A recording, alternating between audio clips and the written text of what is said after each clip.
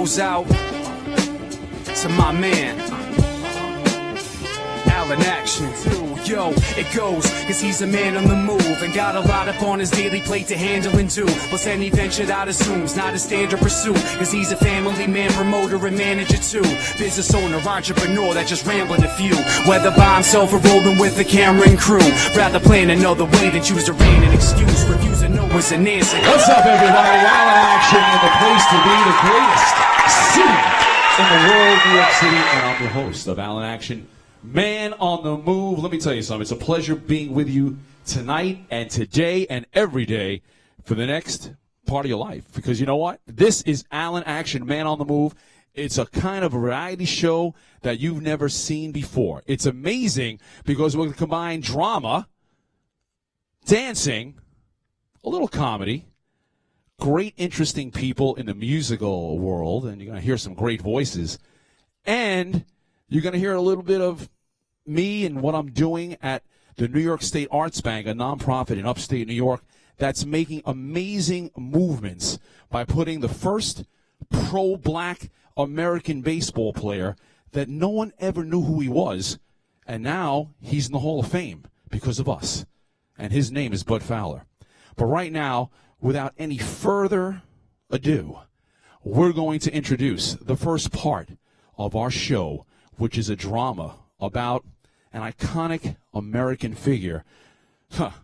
You know who she is? Marilyn Monroe. She had two loves, Arthur Miller, and who else? Think about that. One of the greatest baseball players of Yankee folklore. His name, Joe DiMaggio. They meet at a fictitious meeting in a known bar called the Bull and Bear Bar at the Waldorf Astoria one night in the mid-'60s, maybe '70s, when Joe DiMaggio had his Mr. Coffee run. You're going to see it right now, and I want you to understand the power of the show, written by Sean Lynch and co-produced by Alan Action. Here it is, everybody. Enjoy. It reminds me of Wally Pipp. You're probably too young to remember. He's the life of the party, that guy. He loved his hooch, loved the ladies. We loved to gamble. Solid first baseman. Anyway, one day he shows up for an afternoon game in the Bronx. It's the middle of July.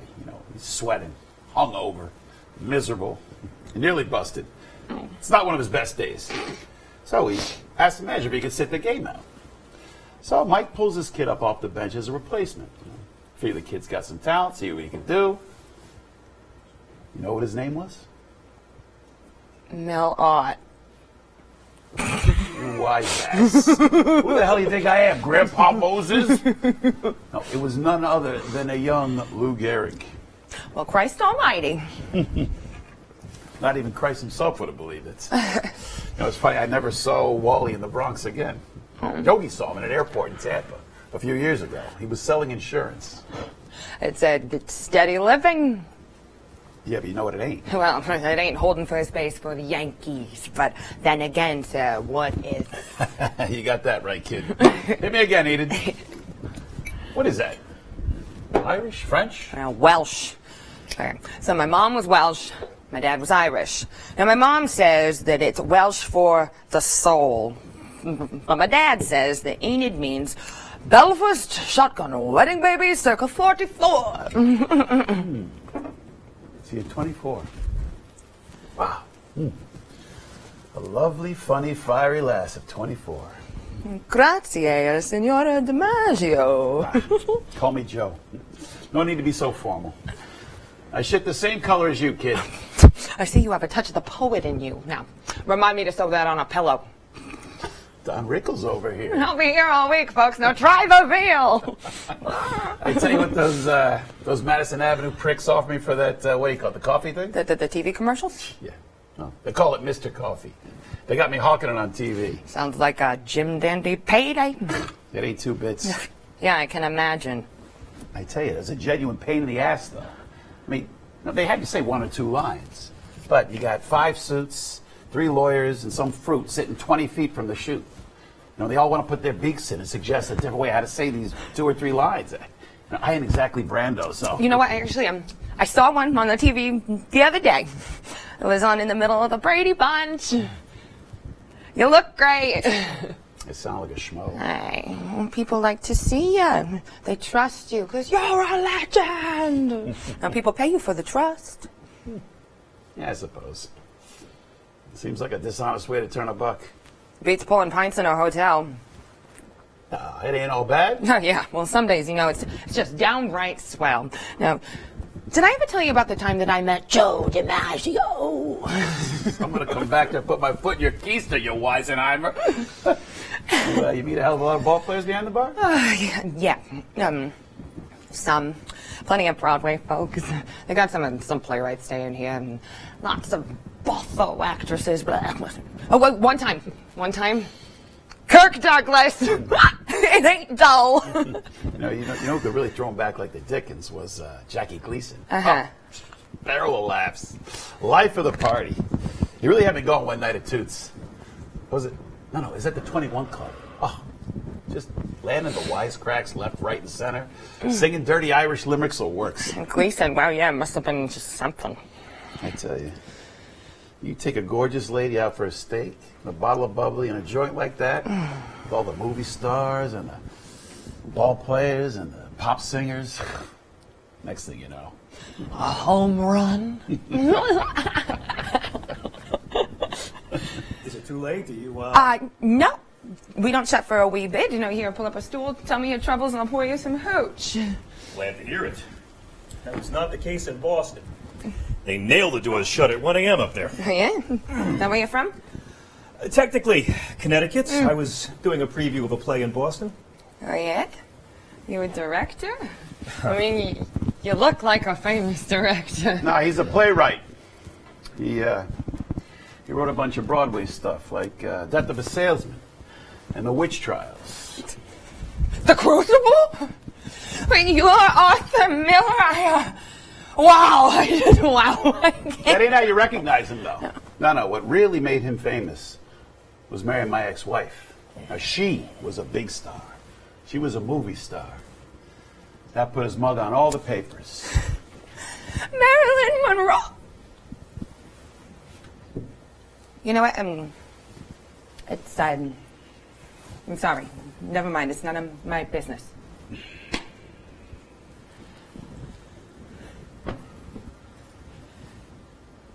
Hi, Joe. It's strange. Every time I come into the city, I always wonder, is today the day I'm going to run into him?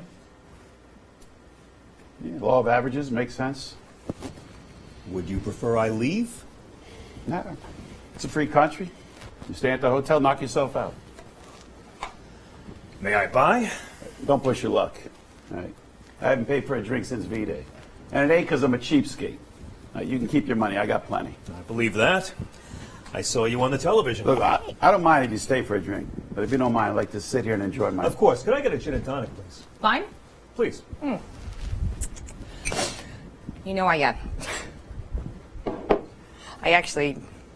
I studied theater at Marymount.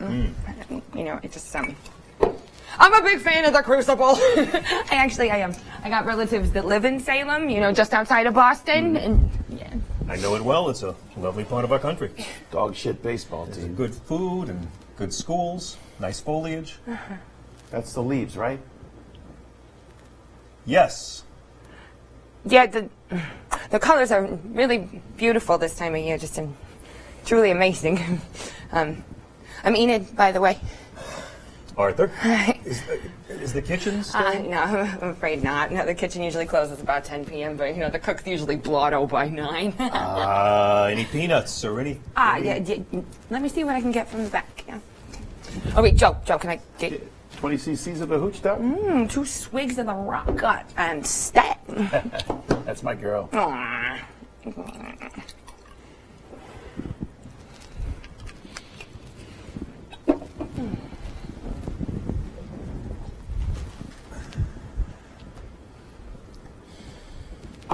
I was reading in the Times the other day. I thought I'd be a swell guy by letting you stay for that drink.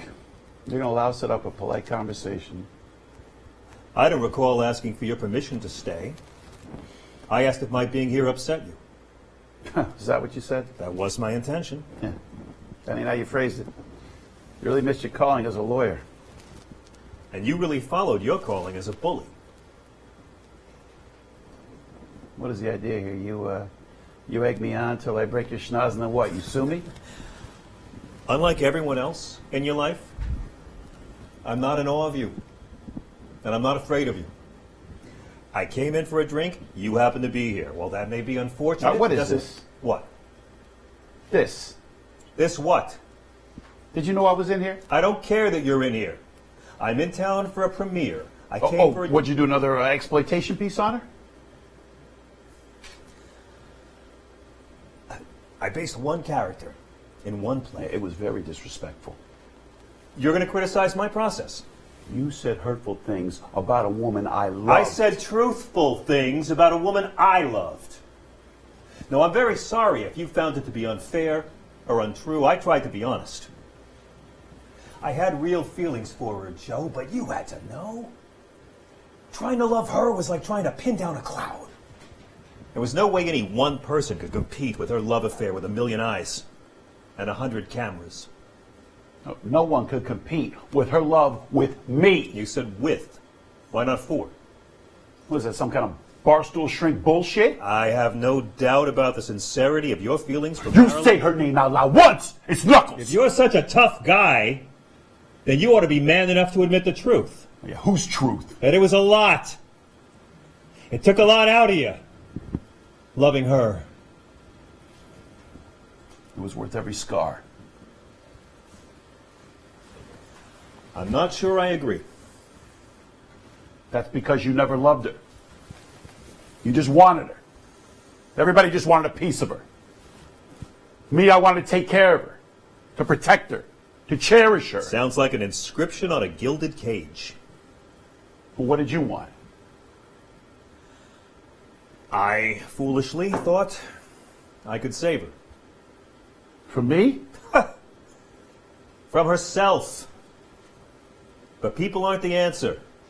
And they're not the cure for someone else's problems. That's not how love works. Yeah, well, if you're so wise, how come you failed at loving her? Love can't fix anyone. It helps, it heals. But it's not a cure. No. If we were still together, she'd be here right now. I know that. You know, that sounds like a very cruel thing to do to yourself, Joe. You don't know that. No, you don't fucking know! No, we knew, Joe. Oh, I think we both did. We knew. But who's to say between all the years of childhood abandonment, the adolescent sexual abuse, the booze, the drugs, the sheer pressure of being her? I gave her a way out. Under lock and key, you did. You're talking dangerously out of your ass. No, Joe, no. I talked to her for hours. That's how our relationship began. First in letters, then later on the telephone, and then, years later, in person. She told me everything. She trusted me.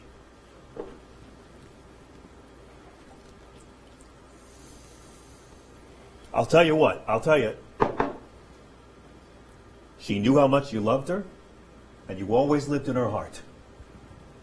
You just held on a little too tight is all. Maybe it was out of fear. Maybe I saw it was coming. Maybe. There's times I thought she did too. Yeah, well, you didn't think twice about tossing her aside when you were done with her. She told me that. No.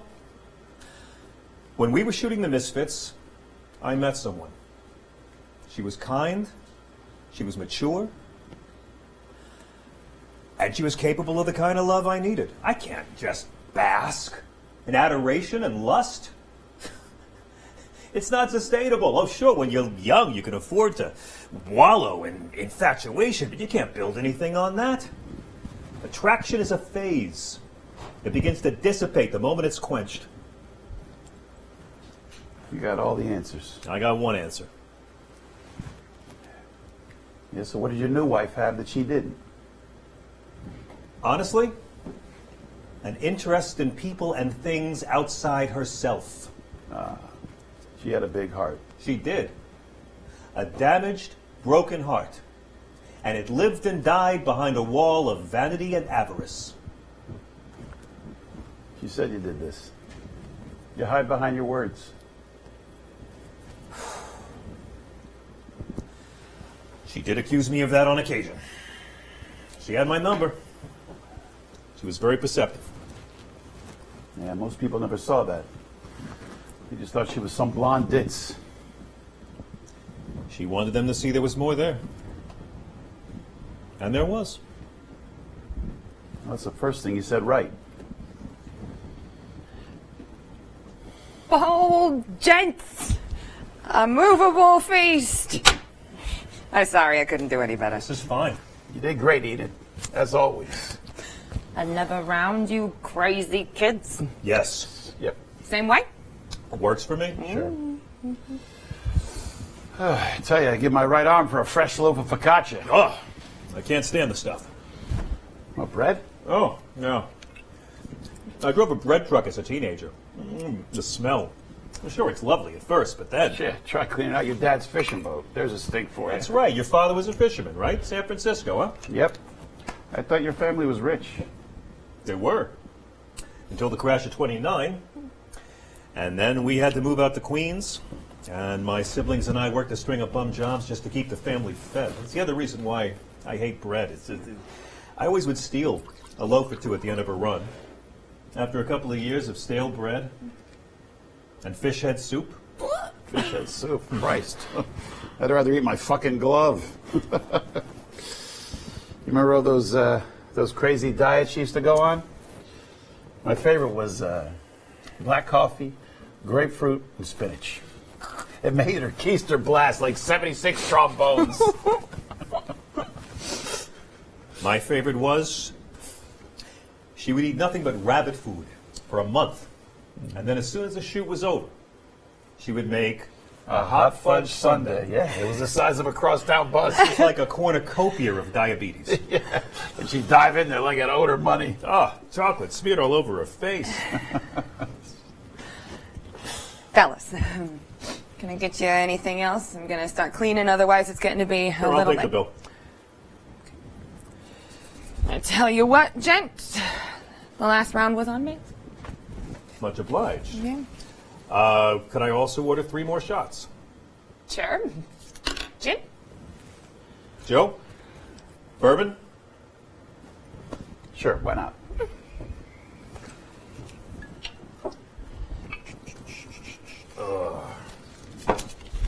Keep the change. Are you sure? I mean, thanks. Eat it. Don't forget this. Whoa! Jackpot! Now I can finally get that new blow dryer. You guys, you're too kind to me now. Honestly. One of these is for you, Enid. Better knock it back before the boss sees me drinking. Again. To, absent friends. To Norma Jean. Amen to that, gents. Now, if you don't mind, I'm just gonna finish cleaning up. Okay.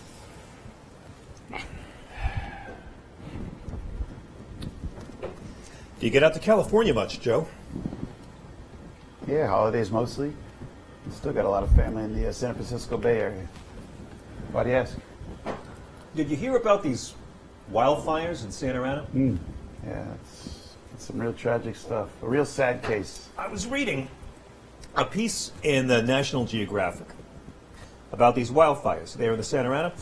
Evidently, they've trained these dogs to sniff out and identify the ashes of the victims of the deceased.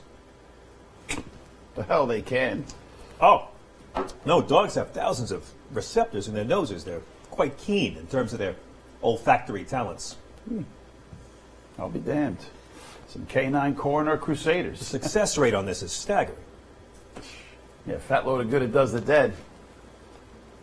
True.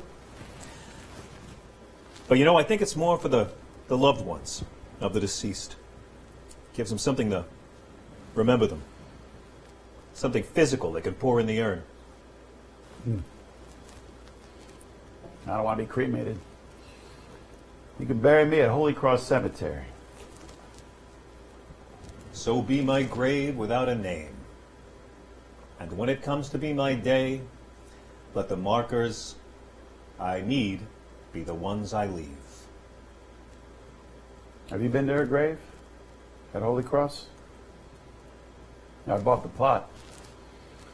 I paid for the casket, the stone, the funeral. A lot of people showed up. I didn't see you there. You're welcome. You know, when I was a boy studying the classics, I came across the work of the Phlegelos. It contains the oldest recorded joke ever known to man. It's stayed with me all these years. Joke still got legs? Oh, it's a pip. An old misogynist is in the cemetery attending his wife's funeral. When someone passing by says, "Who is it that rests in peace here?" "I do," he says. Now that she's gone. Rim shot. Followed by a couple raspberries. Lord knows how it was received in its day, but the words have endured the centuries. And the author's name, too. Like any of it matters. Baseball, Broadway. In the end. It all matters, Joe. Even if it doesn't last. It has to. Those are some wise words, Rabbi. Well, I suppose that's as high a note as I could hope to exit on. Believe it or not, it was good seeing you, Joe. I'm sorry it took so long. Took as long as it had to.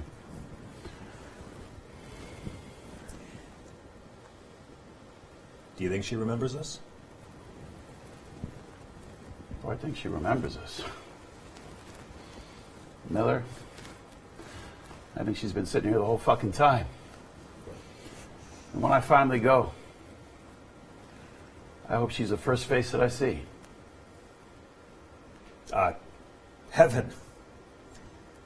You still believe in death? That's why they call it faith. That's Arthur. sounds like a hell of a thing to look forward to. Yeah, what beats looking back? Dinosaurs like us, that's all we fucking do.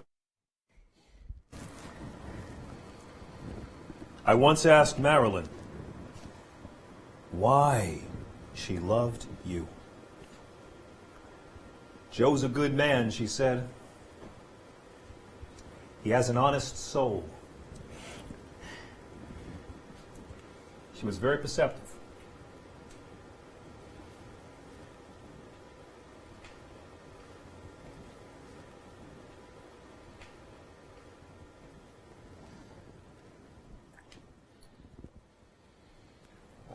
You just, I think I'm good no more.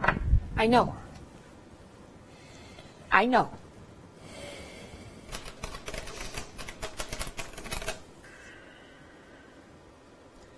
In the end, Joe and I were simply the inept custodians of a fierce and broken heart. We could tend her, adore her, admire her, but we simply lacked the tools and skills to repair the damage.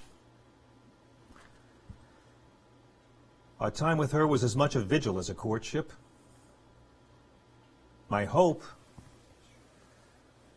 is that she found peace in the arms of something infinite and kind, or in the dark, quiet ocean of the stars.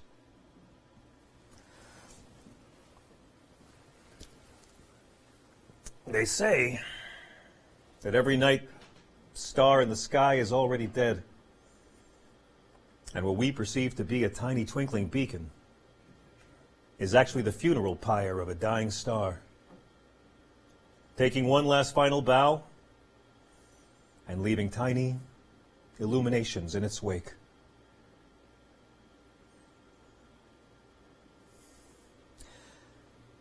To Norma Jean.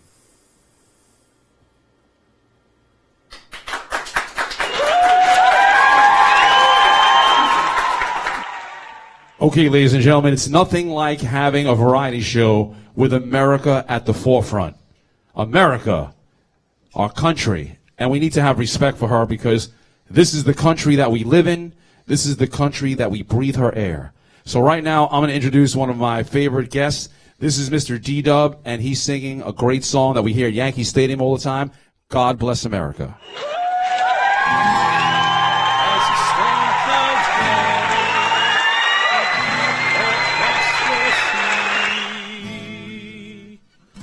Let us pledge allegiance to a land that's free. Let us all be grateful for a land so fair as we raise our voices in a solemn prayer. God bless America, land that I love. Stand beside her and guide her through the night with the light up above. From the mountains to the prairies to the oceans wide with foam. God bless America, my home, sweet home. God bless America, my home, sweet home. Go Yankees! Yeah! That's what I'm talking about, yo. Nice job. Very nice job. Had a great time, everybody. Alan Action, Man on the Move.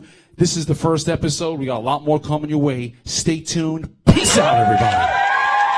The song's called Man on the Move. Yeah. For everybody, this is the first official episode of Alan Action's new show. The song goes out. Yeah. So like his name, he always stays on the move, cause he knows that every dog has his day and he's due. Yeah, yo, cause he's a man on the move and got a lot up on his daily plate to handle and do. Plus then he ventured out of assumes, not a standard pursuit, cause he's a family man, promoter and manager too. Business owner, entrepreneur that just rambling a few, whether by himself or rolling with the camera and crew. Rather plan another way than choose to ran an excuse, refuse to know as an answer, cause he's a man on the move. Yeah.